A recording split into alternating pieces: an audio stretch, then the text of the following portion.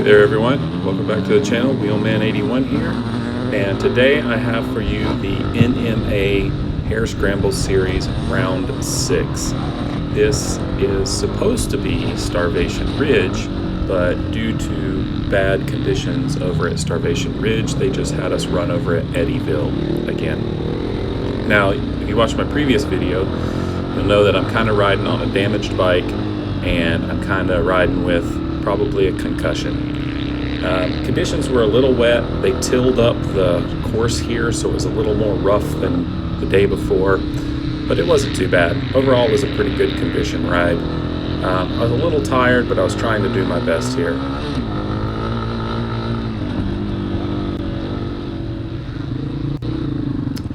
So this guy, I don't know his name. I wish I had got to meet with him after the race. I was just calling him Weedracer while I was on track with him, and that's because he has these two little flags on the back of his, or I should say capes on the back of his on his shoulders, and one of them has like weed leaves all over it.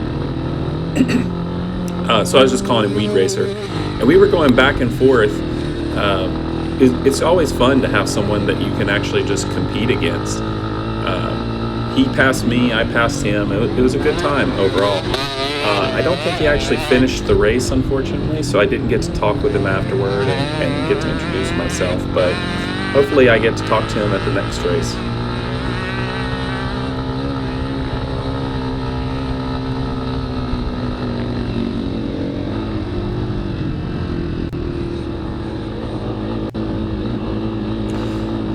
So, like from my previous video, where I crashed pretty hard and got the concussion and banged up my bike and all that, here's the section of track that's really rough, and this is the first lap of the next day race. So here it is coming from the other direction, and you can kind of see how these whoops are pretty big. This is easily the toughest section of the track as far as whoops go. Some of these are pretty big, but in general it's not a very difficult section of track, all things considered. You just gotta know not to hit the whoops in the wrong spot.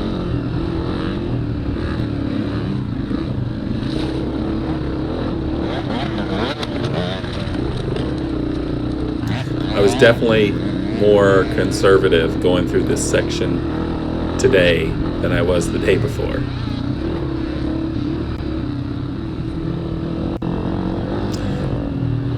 Here's 31. He was kind of prominent in my video from the previous day. I was actually keeping up with 31 on Saturday, and I thought it was pretty cool because I consider him a pretty fast rider. Unfortunately today, being tired from the previous day, having a damaged bike, and an awful headache from the crash, there was no keeping up with him today. But this is a good comparison about how much I've slowed down from the previous day. There was no keeping up with him today. So even though I was injured, I did manage to pass a few people. I was trying, out there. I didn't just get on the bike and say, well, I'm just gonna ride and have, a comfortable day. I was still trying to race. So after, it looks like from the map, about half a lap, I ended up behind these guys, and there's a handful of racers here just all in a line. Now you can see the track here. This is a whole new section of track, and because they had tilled it up and it was kind of loose on the top, I wasn't comfortable going fast, especially through the turns. But down here, right here, it goes back to the old track, which was nice and compacted and dry, and that's where I started putting on some speed. We're going to get up here into the, I called it the borderline bumps in the last video. It's my favorite section of the raceway. And you get these little bumps in here that are pretty awesome. You can kind of get some air over them, and I use that as an opportunity to pass some people. Here's 2041 from the previous video. I kind of got stuck behind him while I was chasing 31. It's kind of interesting that all of us are kind of here at the same time again.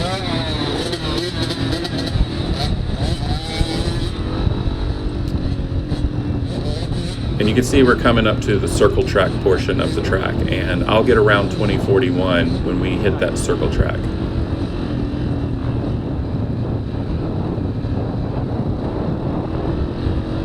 You can hear the wind is just howling. There was a storm coming in. It started raining around lap 2. It was pretty windy. It wasn't a heavy rain, but after I think probably lap 3 and 4, the ground started getting wet, and I started having flashbacks from that first Eddieville race where it was a slop fest. I felt like things were getting a little bit slippery, and I started slowing down just to be safe and not fall over. Even though I'm kind of hurt, I'm still getting up to almost 50 miles an hour on this little circle track thing. I thought that was pretty neat.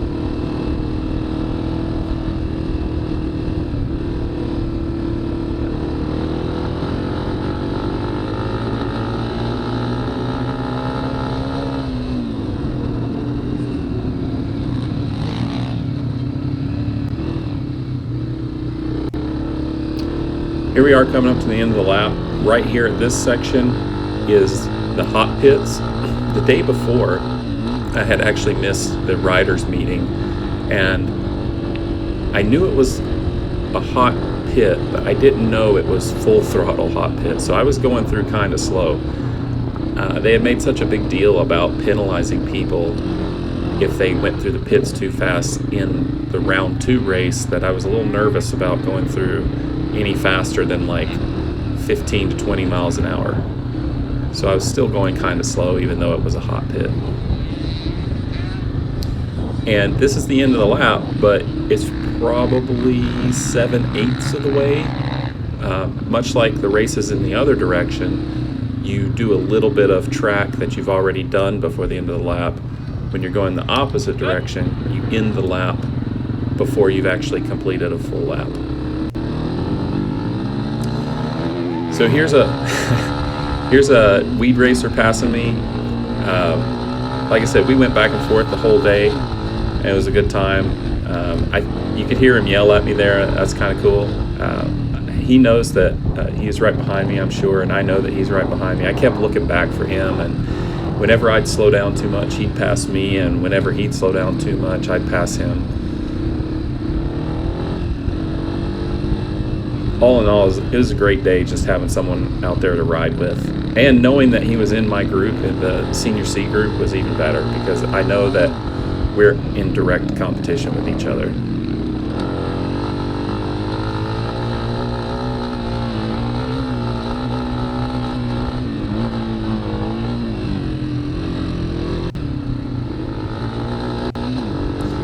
So I'm still behind Weedracer here.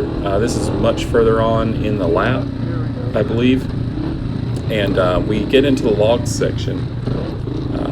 And I thought, oh man, I feel like I can get through this a little faster than he can. And I got up on his rear tire, and I was thinking, okay, well, as soon as I see an opportunity, I'm going to get by him. It didn't happen in the logs directly. But when we were coming out of the logs, there was a pretty muddy section, and I saw an opportunity and ripped past him right there.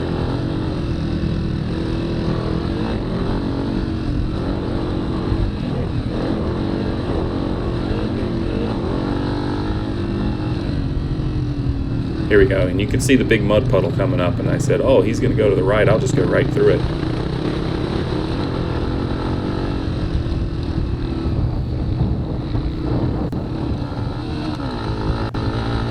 So here's the last clip of the video, and I had just come through to finish lap 2, and I knew Weedracer was pretty close behind me. So I was trying to pick up some speed. Now keep in mind, my back brake is kind of broken. It's tough to use. I had a little slip there. I'm going to go up into this curve, and I'm having to use the front brake because the back brake is not working so well, and I kind of just fall over. Interestingly, I hit my head. It kind of hurt, but I still got right up because I knew he was right behind me. Here we go.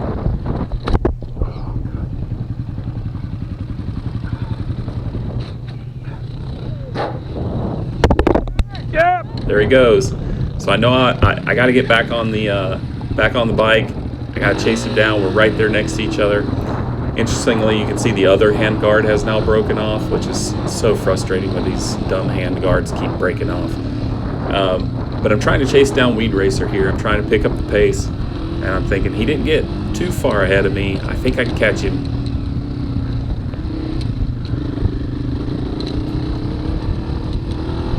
Come around the corner, go over the hill, and he crashed right there. Now, it looks like he's okay, but I think the bike may have broke on him something, because I don't think he finished the race, and that's unfortunate. But anywho, thanks for watching, and I hope to see you for the next race, which will probably be in June.